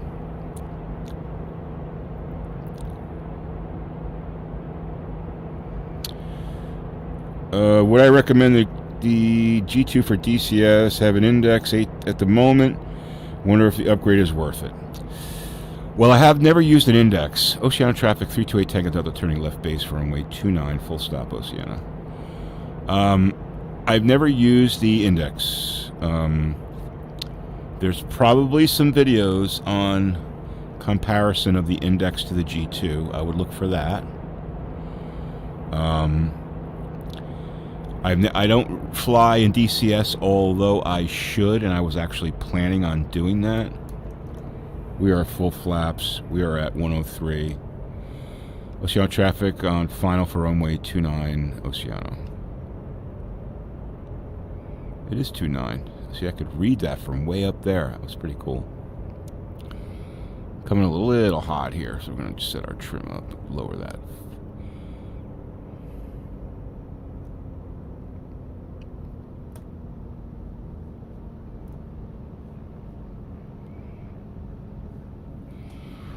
All right, so,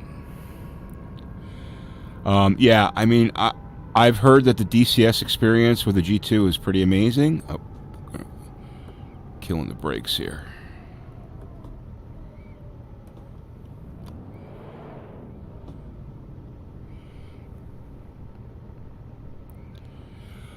Yeah, I was actually thinking about, I haven't used DCS in a long time. 2. I forget which version. But I heard that the visuals with the G2 are pretty amazing. It's going to depend on GPU and CPU memory and all that stuff. So what do you got in that department? What's your configuration like?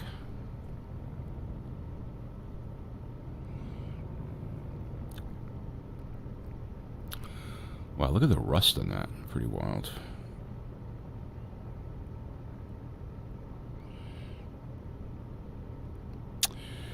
You should be fine with 8700K and a Titan XP. Titan is, I don't know how Titan relates to a 3080. Do that comparison. I think Titan's got a lot of VRAM, so you'd need VRAM. VRAM is, VRAM is a premium. All right, one more airport. Where do we want to go? It's got to be in North and South America. You guys have any ideas where you want to try?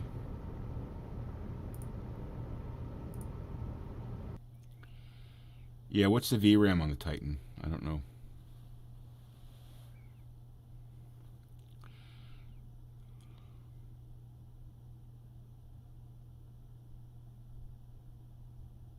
Oh yeah, then you're fine. You should be fine. I want to try that airport. There's an airport in Toronto.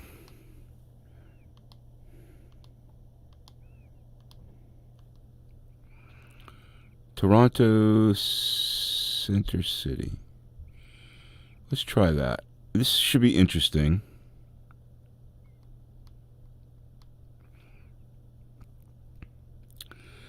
I want to see what it's like. It might be horrific. We'll try. But I love this airport. It's a cool little area where there's like harbor and sailboats, and You see the city of Toronto. It's a really cool airport. Try this.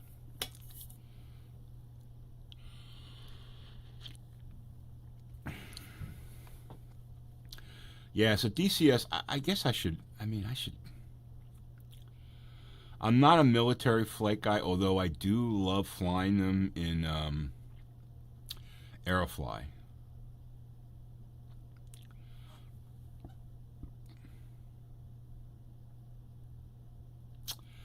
Yeah, that's going to be a pretty beefy laptop.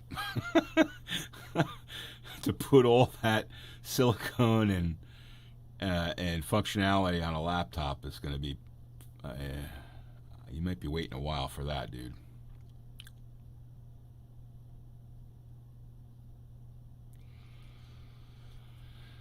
You might be waiting a while for that.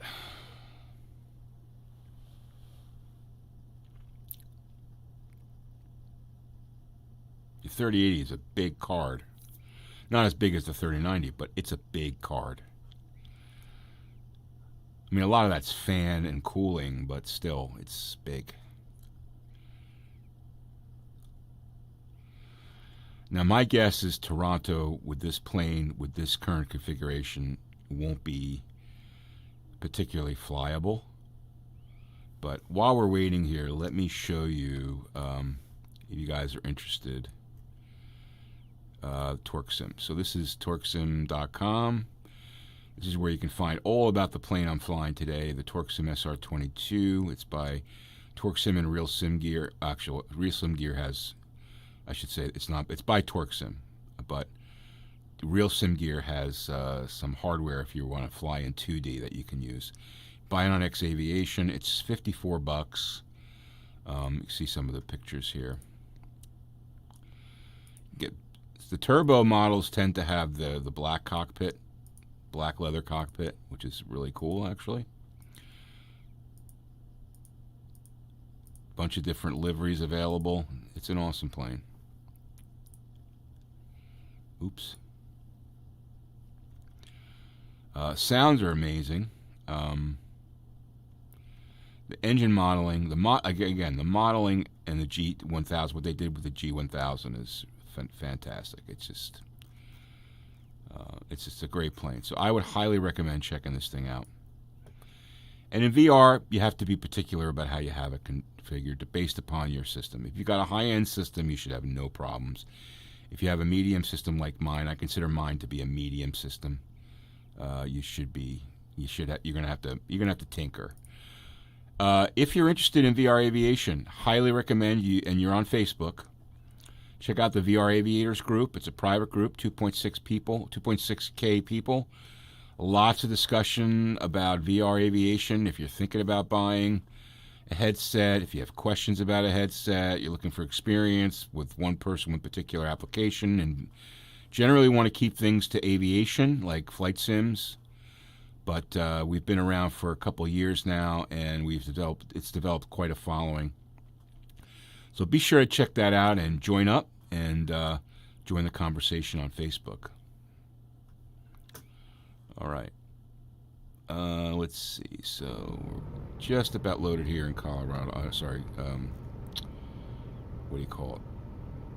Toronto. Let's watch this. Let's watch the GPU here. So now look, we're at CPU 100%. It's drawing stuff. You can see frame rates at 4, chugging along. Now we're starting to move up to 18, 19, 20. CPU's come down to 80%. GPU's fine. This is all CPU processing, right? So that's got a lot to do with the number of objects and stuff. All right, so now we're at 20 frames per second. You got to be over 20. Below 20 is no good. 20 is generally the number that keeps you up with sim time. And that frame time of 0.4 is high, so this is going to be a tough flight here. We're liable to see a lot of stuttering here. Let's just take a look. For giggles. If you get into DCS, the F-18 is the most complete, but the F-16 is more fun. I'd want the simpler, funner one. Favorite is F-14. It's a multi-crew, and you can have your... Oh, that's cool. You can have your buds in the back. That's awesome. Oh, they're free. Oh, cool. Yeah, I got to figure out where I can load that up, because I know DCS takes up a lot of space. All right. I'll tell you in a second here. All right, so far... Now, we're getting... Oh, there's the stuttering.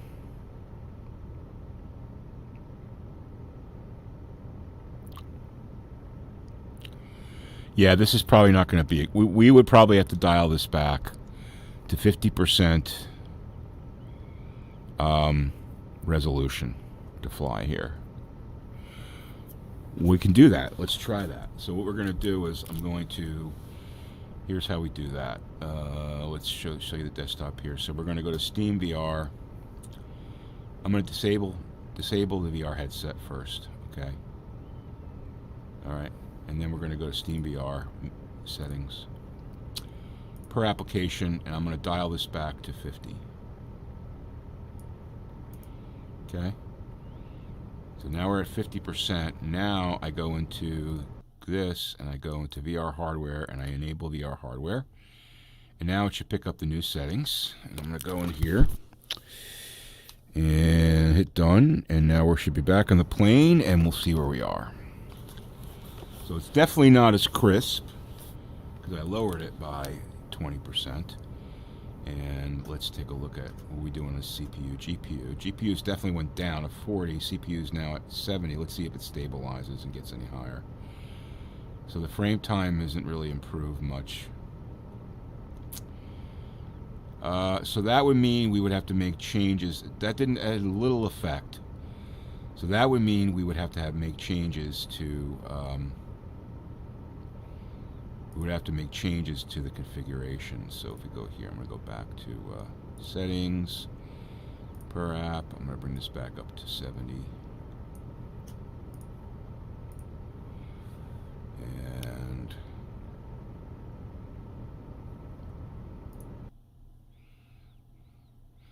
I could lower my graphics objects to low and texture quality to high. Could try that. It's going to take a little bit of time here to load up. We'll see what happens. See if we can make this work. This is what you have to basically do, you know. No, I don't use TrackIR at all. I use VR. Thanks for joining the stream there, Giannis. Appreciate it.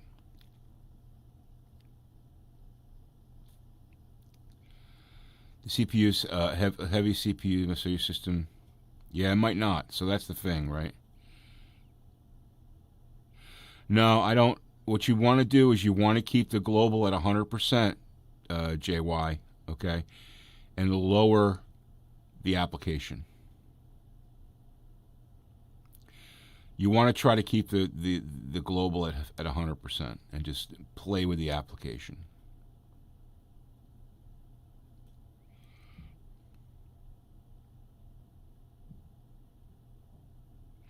Yeah, TrackIR is fine for what it does. I think it would be fine if you've got a 3-monitor system, maybe. Or maybe you actually don't need it with a 3-monitor system. Let me take that back. VR is... The difference between TrackIR and VR is immense, because you get 3D visuals, which means your landing and your landings are so much easier, and so you're going to nail every landing, you know.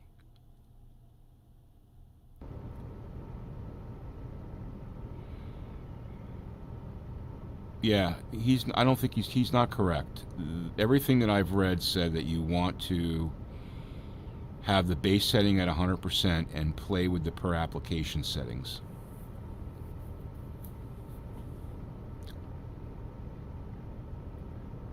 All right, so now we're at 33. All right, so let's see. Let's put this into VR and see how this works out here.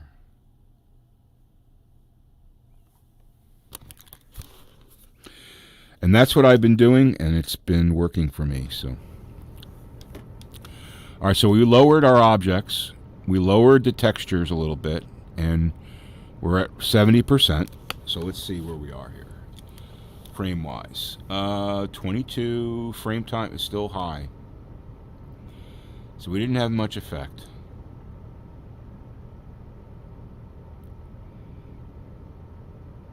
But we're well above 20 now. Okay? We weren't before. CPU's at 70. Alright, let's just give it a shot and see. I mean, it's definitely usable. It's a little blurrier. It's usable. Let's give her a shot and see what happens. What the hell?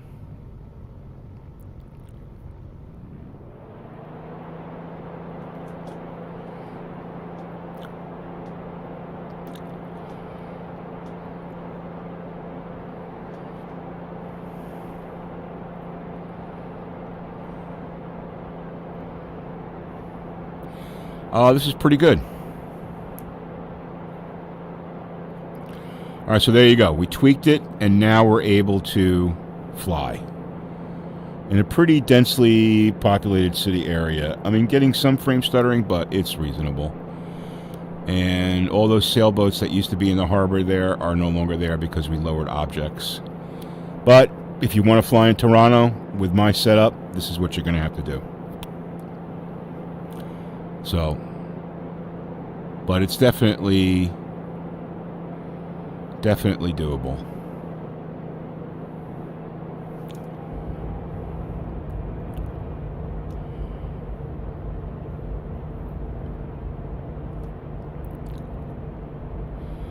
I lost you guys in chat here, so I'm going to land this plane here.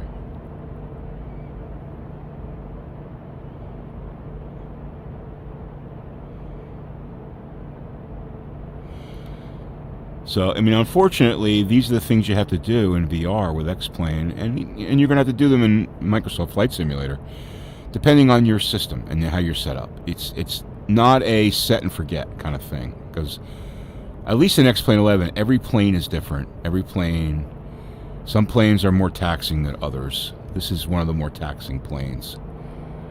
So you have to be open to modifying. This is a very smooth landing here. So those who are interested, I have such depth of field knowledge here, or I should say view, that it's so easy to be able to stay on the right glide path, or I should say angle of descent, and basically hit the runway right in the middle. And then flare up, throttle down, let the plane energy bleed off the plane. And hit those brakes. Alright, so we were able to dial in so we could fly here, which is reasonable. Little stuttery, a tad bit stuttery. See, my brakes are heated up.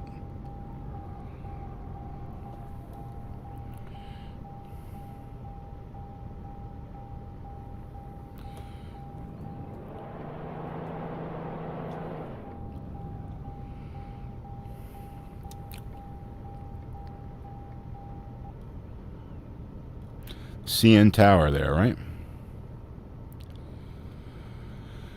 All right.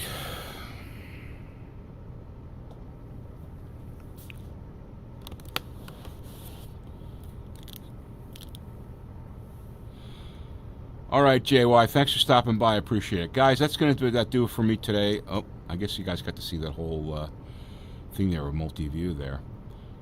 I appreciate you guys stopping by. I hope I was able to answer some questions for you.